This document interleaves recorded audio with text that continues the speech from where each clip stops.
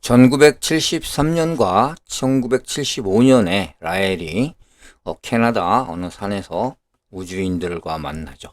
그게 바로 야훼인데요. 야훼, 지금 현재 기독교에서 얘기하고 있는 야훼가 맞습니다. 야훼가 만나서 몇 번의 세미나를 거치면서 질문이 나왔었습니다. 그 질문에 대한 답변하는 것을 한번 알아보도록 하겠습니다. 자, 질문이요. 라일리아 무브먼트는 무신론적 종교, 즉 신이 없는 종교라는 거죠. 이며 그 목적은 엘로힘이 준 신비를 벗기는 메시지를 지구의 모든 사람들에게 전파하고 그들이 지구상의 여러 정부와 공식적인 접촉을 할 수 있는 대사관을 건설하는 것이라고 했다. 만일 인류가 지혜의 증거를 나타내어 자기 파멸에서 벗어나는데 성공하고 메시지가 모든 언어로 전파되어 대사관이 건설되고 엘로힘이 온다면 그때 랄리안이라는 종교는 무슨 일을 하고 그 사명은 무엇이 될 것인가? 이렇게 문의를 했습니다. 자, 이 질문에 대해서 라헬의 답변입니다. 만일 그런 일이 일어난다면 나도 그것이 일어날 수 있다고 믿고 있지만 백의 하나라도 인간이 지혜의 길을 택해 나간다면 인류의 종교는 엘로힘과 같은 무한에 대한 것이 될 것이다. 자, 그때 라일리언 가이드의 사명은 인간이 무한과 조화하여 살 수 있는 기술을 가르치는 것이 될 것이다. 그 방법은 두 번째 메시지 열쇠들과 감각 명상에 요약되어 있다. 말하자면 인간의 의식 수준을 높이고 두뇌 안에서 일어나는 전기화학적 반응과 변화를 지각하는 능력을 높이는 모든 기술을 말한다. 무한의 종교는 절대적인 종교이며 또 영원의 종교이다. 우리들보다 25,000년 앞선 과학적으로 앞선 사람들이 이 종교에 충실하다는 단순한 사실은 이것이 우리의 의식 수준, 즉 무한에 도달하는 모든 종에 있어 절대적이며 영원한 종교라는 증거가 된다. 우리들이 정기적으로 실시하는 각성 실습은 감각 명상을 통해 이 무한의 종교에 접근하는 것을 목적으로 한다. 자, 이렇게 답변을 했고요. 자, 기존 종교들의 장래에 대해서 문의가 있었던 것 같아요. 자, 질문은 엘로힘의 불사의 행성에 살아있다는 모세, 예수, 석가, 마호메트 등 모든 위대한 예언자들과 함께 대사관에 온다면 현재의 종교들은 어떻게 될 것인가? 이렇게 질문을 했어요. 현재의 종교는 어떻게 되겠는가? 이 예전에 2000년, 2500년 전에 왔던 이런 종교의 지도자들이 온다면 의미심장한 얘기죠. 자, 라헬의 답변입니다. 대다수의 사람들은 라일리안 무브먼트에 합류할 것이다. 합류를 한다고 그러네요. 종교인들 중에 적어도 자기들의 종교적 경전에 충실하며 충분히 지성적이고 마음이 열려서 이해할 수 있는 능력을 지닌 자들이 여기에 포함될 것이다. 자, 마음이 열려서 이해할 수 있는 능력을 가진 사람들을, 또 자기 경전에 충실한 사람들은 여기 합류한다는 얘기 같습니다. 그러나 자기들의 수입원이 없어질 것을 두려워하는 이러한 종교의 승려나 사제들이 이끄는 수많은 편협한 광신자들은 불행히도 이 대합류에 반대할 것이다. 그들은 엘로힘이 강탈자이며 악마가 보낸 자들이라고 주장할 것이다. 뿐만 아니라 그들이 믿어온 그리스도를 보고도 다시 기꺼이 그를 십자가에 못 박으려 할 것이다. 이것은 마치 예수가 종교 재판이 성행하던 시대에 나타나는 불운을 만났다면 종교 재판의 사제들이 그를 마술사라 하여 그 자신의 이름, 즉 예수의 이름으로 그를 화형에 처했을 경우와 다름이 없다. 최근 나는 캐나다 몬트리올의 한 유태교구 책임자와 아침 식사를 같이 한 적이 있었다. 식사 중 나는 그에게 만약 모세 자신이 나타나서 구약 성서에 쓰여 있는 것과 다른 것을 그에게 말한다면 어떻게 하겠냐고 물었다. 나는 성서에 쓰여 있는 것을 계속 실행할 것이다 라고 그는 대답했다. 많은 사람들이 그와 같이 생각하고 있으며 이것이 엘로힘이 인류에게 인정받고자 할 때 부딪히는 문제들 중 하나이다. 그들은 자신들이 만들어낸 신앙보다 더 강력해져야 하는 것이다. 가령 내일 엘로힘이 지구상의 어딘가에 착륙하여 그들을 만나러 온 정부 지도자와 매스컴에게 신도 영혼도 존재하지 않는다고 밝히고 인간 예수를 소개한다면 당신은 바티칸이 그 재산을 예수의 손에 넘길 것이라고 생각하는가? 분명히 그렇지 않을 것이다. 왜냐하면 카톨릭 교회의 근본 목적 이상으로 그 조직이 비대해져 버렸기 때문이다. 모든 수녀들은 예수의 신부들이다. 만일 예수가 돌아온다면 그녀들은 예수에게 몸을 맡길 것인가? 육체적으로는 실제하지 않으면서 어딘가에 살아있다고 믿는 존재의 신부들에게는 정말 그가 살아온다면 일은 매우 곤란해질 것이다. 이것은 수녀들의 문제이다. 위대한 사상가들이 말했듯이 우리들은 사람들의 마음은 바꿀 수 없고 다만 그들이 죽은 후 보다 진보된 다른 의견을 지닌 세대에 의해 대치될 수 있을 뿐이다. 시간은 우리들 편에 서 있는 것이다. 분명히 적은 무리들의 편협한 광신자들은 항상 남아있게 마련이다. 그러나 그들도 언젠가는 죽어서 사라진다.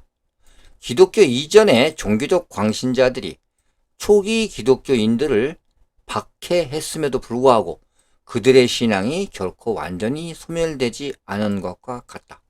문제가 일어나는 것은 현재의 원시적인 신앙이 완전히 사라지기 전에 엘로힘이 지구상에 귀환하는 경우이다. 자, 이렇게 답변을 했습니다. 자, 이번엔 천재정치에 대한 질문인 것 같은데요. 당신은 천재정치란 책을 출판했고 그로부터 세계 천재정치 운동이라는 정치운동이 결성되었다. 당신은 종교적인 운동을 정치운동의 신조로 이용하려는 것이 아니냐 이렇게 문의를 했네요. 자, 라엘 답변입니다. 많은 라엘리안들이 첫 번째 메시지에서 엘로힘 행성의 통치 제도에 대해 설명한 장에 특히 관심을 가지고 나에게 그 생각을 체계화하여 소책자로 만들어줄 것을 요청했다. 그들은 그 사상에 입각한 정치운동을 설립하고 싶어 했다. 우리들이 천재 정치를 지구에 이식하는 것을 엘로힘도 바라고 있으며 또 사람들이 가능하다면 보다 나은 것을 선택할 수 있기 위해 나는 소책자를 쓰기로 했다. 그 후 천재 정치에 특별히 관심을 가진 라엘리안 몇 사람이 문제의 정당을 창립했고 불과 몇 달 만에 선거에 한 명의 후보자를 내놓게 되었다. 천재정치 운동이 발전하고 있는 나라들에 대하여 나의 개인적인 입장은 분명하다. 내가 지구상에서 달성해야 하는 나의 사명은 무엇보다도 우리들의 창조자들이 준 메시지를 전하고, 지금 이런 얘기들이죠. 자, 메시지를 전하고 그들이 요구하는 대사관을 건립하는 겁니다. 두 가지죠. 하나는 창조자들이 알려준 메시지를 지구인들에게 전하는 겁니다. 되도록 저도 이 메시지를 전하는 데 동참하고 있는 것이죠. 그 다음에는 대사관을 건립하는 거죠. 천재정치 운동에 관여하고 있는 사람들은 내가 나의 전 시간을 나의 본래 사명에 바치고 있다는 사실과 비록 그들이 좋은 결과를 얻기를 바라고는 있지만 내가 그들의 문제와 관련되어 있지 않다고 느끼는 것을 잘 알고 있다. 난 이 정치운동을 조직한 가이드들에게 가능한 한 빨리 그들과 교체할 수 있는 라엘리언이 아닌 사람들을 발견하여 그 일을 넘겨주고 그리고 내가 생각하기에 보다 중요한 가이드로서의 임무에 전념해 줄 것을 요구하기까지 했다. 그러나 선거 때 천재 정치를 내거는 후보자가 있다면 나는 항상 라엘리안들에게 그들에게 투표하도록 권할 것이다. 라엘리안이 천재 정치주의자가 될 수 있으면 마치 기독교도가 민주주의자가 될 수 있는 것과 같다. 누구나 하나의 종교와 하나의 정치적 견해를 가질 수가 있다. 그러나 라일리안이라고 해서 반드시 청제 정치의 정당과 관계해야만 할 필요는 없다. 오히려 그 반대다. 나는 사람들이 적어도 한 번은 한 가지 일만은 아주 잘할 수 있다고 믿기 때문에 라일리안들은 현재 정치 정당에 적극적으로 참여하기보다는 그것을 비라일리언에게 맡기라고 권하고 있다. 천재 정치는 일단 라일리언이 아닌 사람들에게 맡기라는 얘기죠. 하루에 8시간을 일한 후 나머지 여분의 시간을 메시지 보급에 힘쓸 때 그 1분은 매우 소중한 것이다. 단 1분이라도 그것이 메시지를 전하는 데 쓰여질 수 있을 때는 결코 천재정치 운동에 낭비해서는 안 된다. 따라서 선택을 해야 한다. 엘로힘의 메시지에 비교할 때 정치적 이데올로기는 그렇게 중요하지가 않다. 나는 천재 정치라는 한 대의 기차를 굴리기 시작했다. 나는 그것을 비라일리언이 굴려주기를 바란다. 어쩌면 그것은 인류가 구원할 수 있는 강력한 것으로 발전하는지 모른다. 어쩌면 인류는 천재 정치 없이도 스스로 구원하고 나중에 그것에 도달할 수 있을지도 모른다. 그러나 무엇보다 중요한 단 하나의 일은 대사관을 빠른 시일 안에 짓는 것입니다. 이분의 최대 목적은 딱 두 가지죠. 나는 많은 사람들에게 이 메시지를 전달하는 것이고 대사관을 짓는 것입니다. 천재 정치는 그 안에 속해 있는 이렇게 하는 것이 좋겠다라는 이분의 소책자의 내용인 것입니다. 이것이 나의 유일한 사명이고 또 진정한 라일리언의 유일한 사명이 되어야 하는 것이다. 가장 시급한 것은 우리들의 창조자들이 요청한 대사관을 세우는 것이다. 엘로힘이 모세, 예수, 석가, 마호메트, 현재 지구상에 존재하는 모든 종교의 최초 지도자들입니다. 등 고대의 예언자들과 함께 올 수 있도록 그들을 맞이할 준비를 하는 것입니다. 이것이 내가 지구상에 존재하는 유일한 이유이다. 또한 이것은 나를 돕고자 하는 모든 사람들이 살아가는 진정한 이유가 되어야 합니다. 대사관을 건립하는 것이 가장 큰 목적입니다. 메시지를 전달하는 것은 두 번째라고도 볼 수도 있겠네요. 자, 창조자들의 창조자는 누가 창조했나요? 이렇게 질문을 한 것 같아요. 자, 엘로힘은 우리들을 창조했고 또 그들은 다른 행성에서 온 다른 인간들에 의해 창조되었다고 한다. 그렇다면 엘로힘의 창조자들을 창조한 것은 누구인가? 자, 라헬이 그랬어요. 답변입니다. 공간의 무한성을 이해하는 것은 시간의 무한성을 이해하는 것보다 쉽다. 일단 우리들이 충분히 마음이 열린 상태에 도달하면 공간에 있어서 지구가 무언가 더 거대한 존재를 구성하는 원자 속의 미립자에 지나지 않는다는 것을 이해할 수 있다. 하늘을 바라보고 생각에 잠겨 있을 이 거대한 존재도 또 다른 거대한 존재의 손이나 위장 또는 팔의 일부를 구성하는 미립자에 지나지 않을 수 있다는 것입니다. 워낙 우주 안에 또 다른 우주가 있을 수 있다는 얘기죠. 그리고 그 존재 역시 또 다른 하늘 아래 살고 있을 것이다. 이런 식으로 무한히 계속된다. 이것은 무한소에 대해서도 마찬가지다.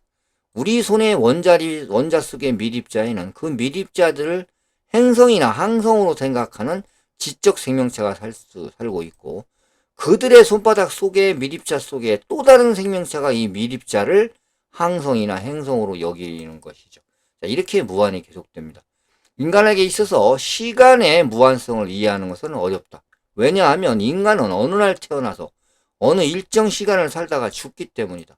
따라서 인간은 우주 안에 있는 모든 것을 자신과 같이 시간적으로 한정된 것으로 생각하고 싶어 한다. 각성하지 않은 인간에게 있어서는 우주 속에서 무언가가 영원할 수 있다는 생각은 견딜 수가 없는 것이다. 자, 그것이 우주 자체를 가리킨다고 해도 말이다. 우리 시대의 과학자들도 그 예외는 아니다. 그들은 우주가 일정한 넓이를 가졌다거나 또 몇백억 년의 나이를 먹었다고 한다.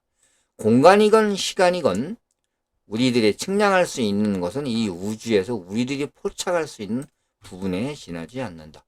자, 모든 것은 물질의 형태건 에너지의 형태건 영원하다. 우리 자신도 영원한 물질로 구성되어 있다. 엘로힘은 다른 행성에서 온 다른 인간들에 의해 창조되었고 그들은 또 다른 행성에서 온 또 다른 인간에 의해 창조되었다. 이와 같은 과정이 무한히 계속되어 온 것이다. 자, 우주의 시간적인 기원을 찾는 것은 공간에서 기원을 찾는 것만큼이나 어리석은 일이다. 우리 손에 있는 원자 속의 밀입자를 행성으로 여기고 사는 지적 생명체의 예로 다시 돌아가 보자.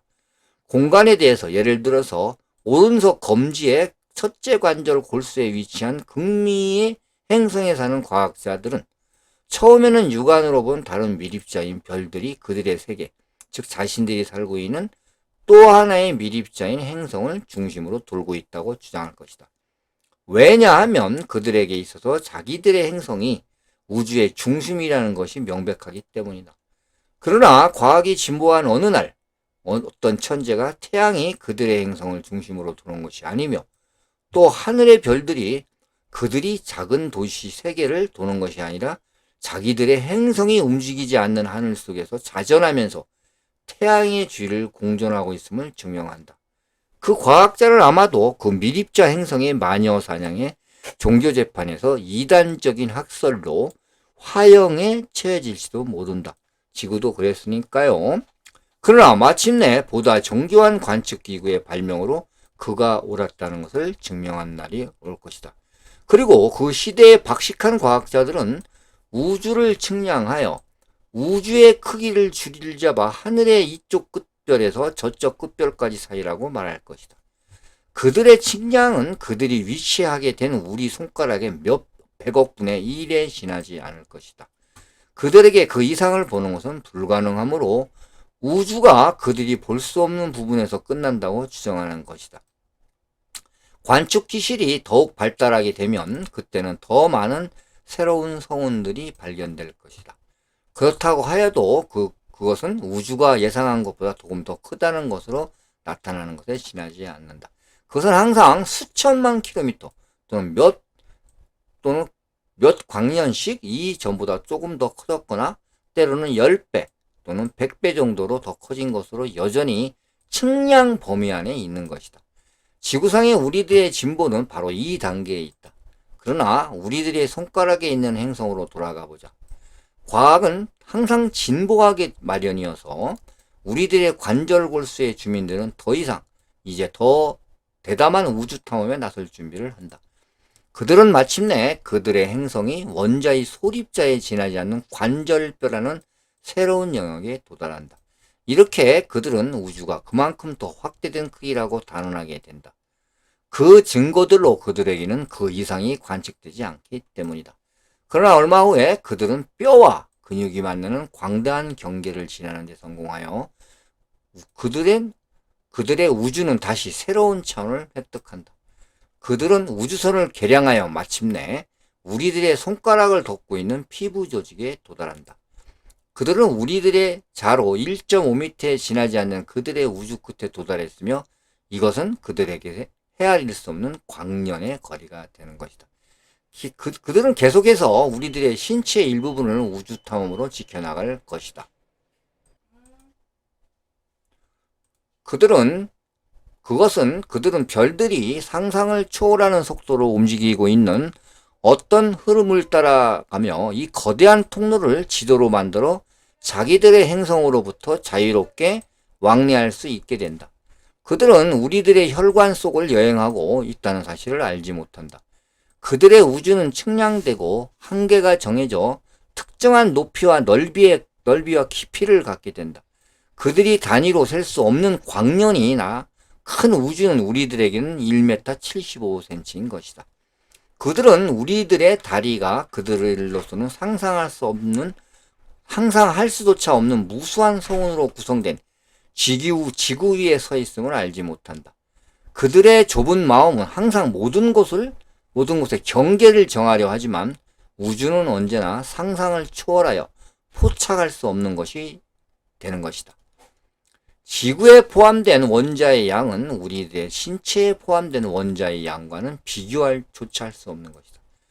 그들은 점차 우리들과 같은 다른 우주인, 우주의 인간들, 유니버스맨이 우리들의 행성 위를 걸어다니고 우리들의 하늘에는 또 다른 수많은 별들과 은하계들이 있으며 이렇게 무한히 계속된다는 사실을 이해하게 될 것이다.